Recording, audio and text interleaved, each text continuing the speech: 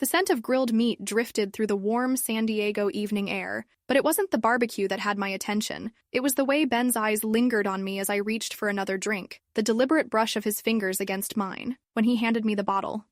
His wife Clara was just 20 feet away, laughing with the other neighbors, completely unaware of the electricity crackling between her husband and me. The heat between us had nothing to do with the California sun that had just set. Before we dive into this one, quick favor. If you're enjoying these stories, hit that like button and subscribe. It takes 2 seconds but means the world to me. Plus, you'll never miss when things get interesting. Now let's see where this night takes us. I'd been living next door to Ben and Clara for almost a year, but tonight felt different. Maybe it was the way the evening light caught the sweat on his arms as he worked the grill, or how his shirt clung to his chest in all the right places. I'd always found him attractive, what woman wouldn't? But I'd kept my distance. Tonight, though, something had shifted. The way he looked at me when Clara wasn't watching, the subtle comments that danced on the edge of flirtation, the accidental touches that felt anything but accidental. "Charlotte, you look incredible tonight," he'd whispered earlier when Clara stepped inside for more ice. His voice was low, meant only for me, and it sent a shiver down my spine despite the warm evening. I'd chosen my outfit carefully. A sundress that hugged my curves without being obvious, sandals that showed off my legs. Now I was glad I had. The party was winding down. Most of the neighbors had already said their goodbyes, leaving just a handful of us scattered around the backyard. Clara was deep in conversation with our elderly neighbor, Mrs. Henderson, about her garden, completely absorbed.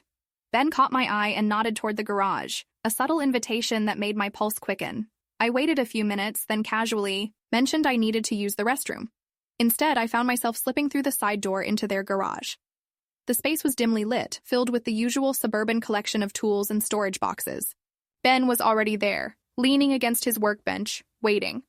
The moment I stepped inside, the air between us became charged with possibility. "I was hoping you'd come," he said, his voice rougher than usual.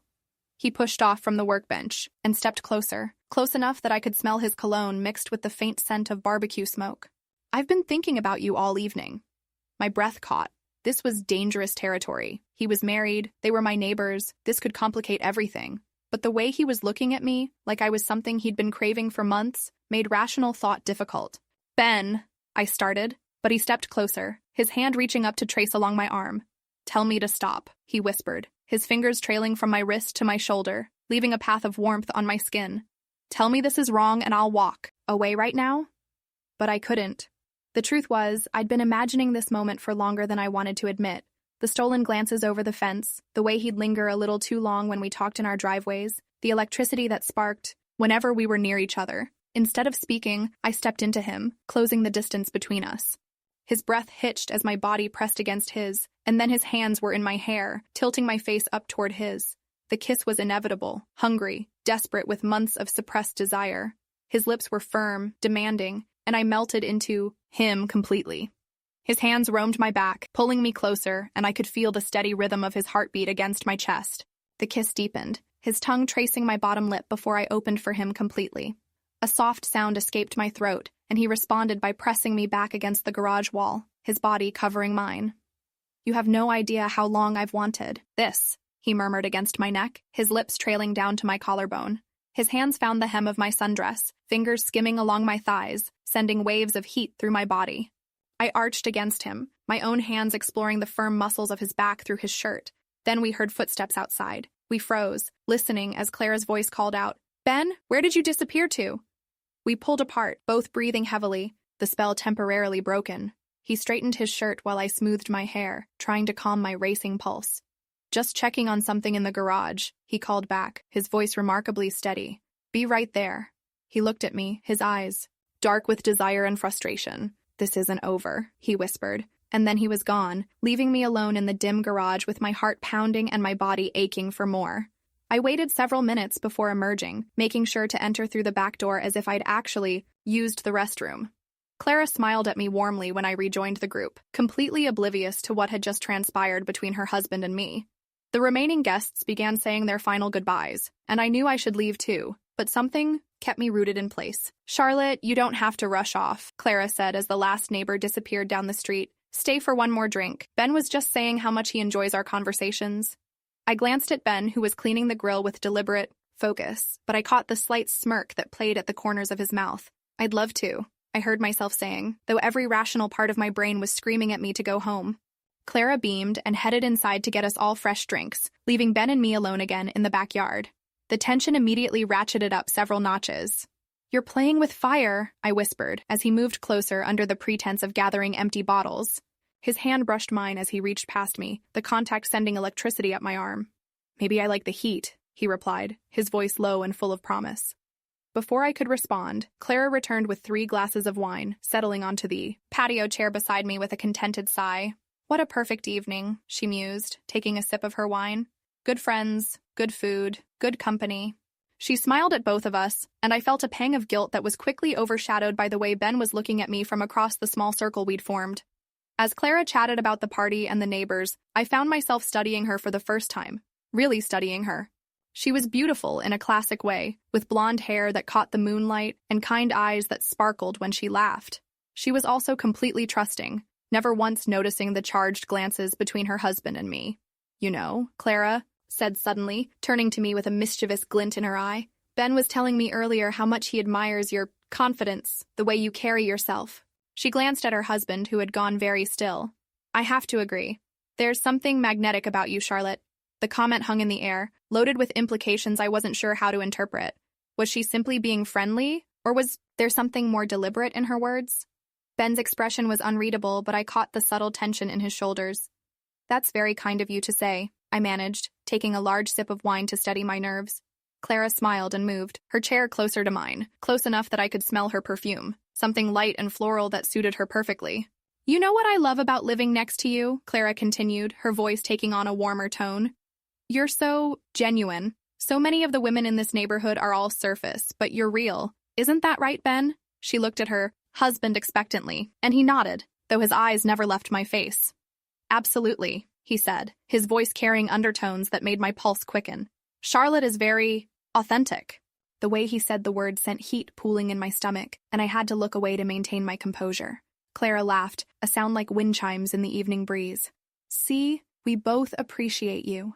She reached over and placed her hand on my arm, her touch gentle but somehow significant. "In fact, we were just talking about how we should spend more time together, the 3 of us." I looked between them, trying to read the subtext in their words and expressions. Ben's gaze was intense, almost burning, while Clara's smile seemed to hold secrets I couldn't quite decipher. The wine was making me bold, or maybe it was the lingering memory of Ben's hands on my body in the garage. "What did you have in mind?" I asked, surprised by how steady my voice sounded despite the chaos in my chest.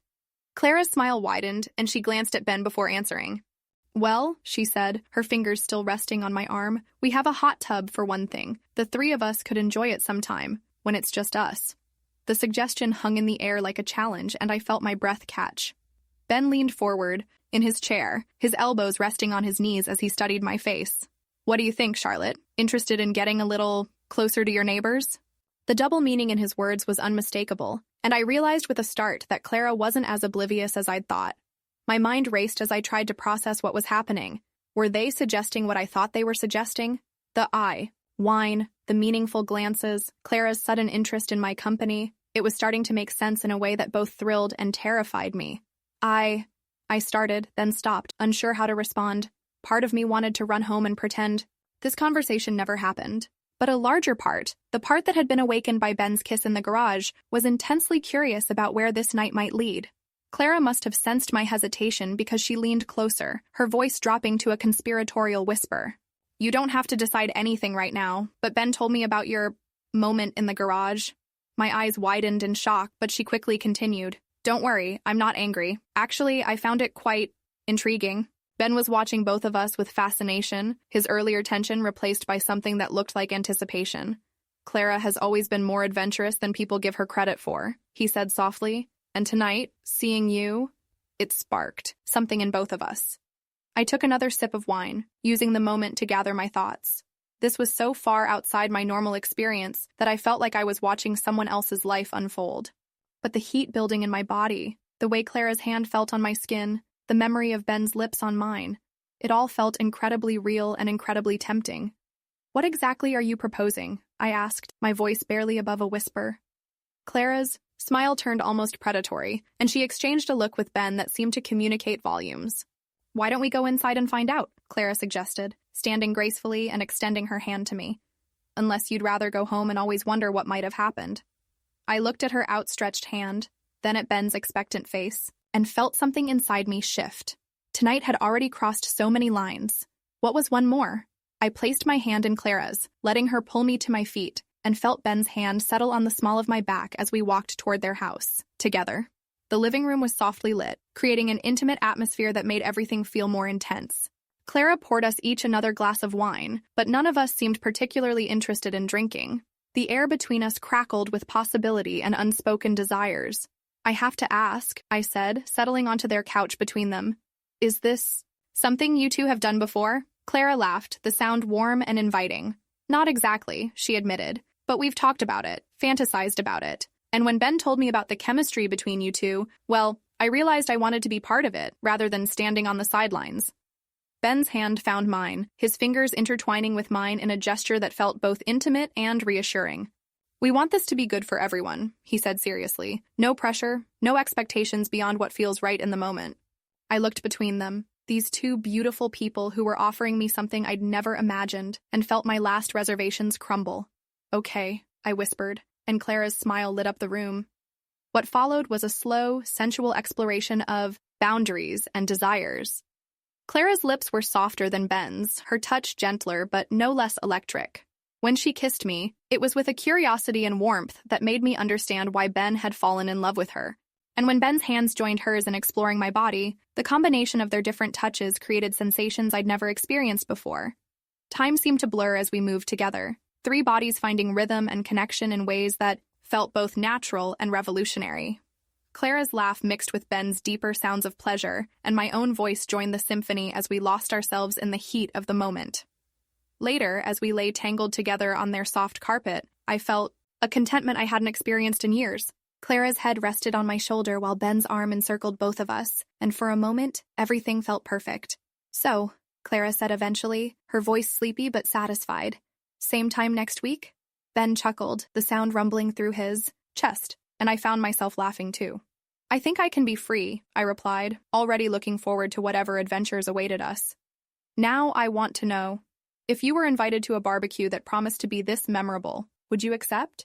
Sometimes the most unexpected invitations lead to the most unforgettable experiences. Let me know in the comments what you think, and don't forget to like and subscribe for more stories that push boundaries and explore the wilder side of suburban life. Hit that notification bell so you never miss when things get spicy. Thanks for watching, and I'll see you in the next one.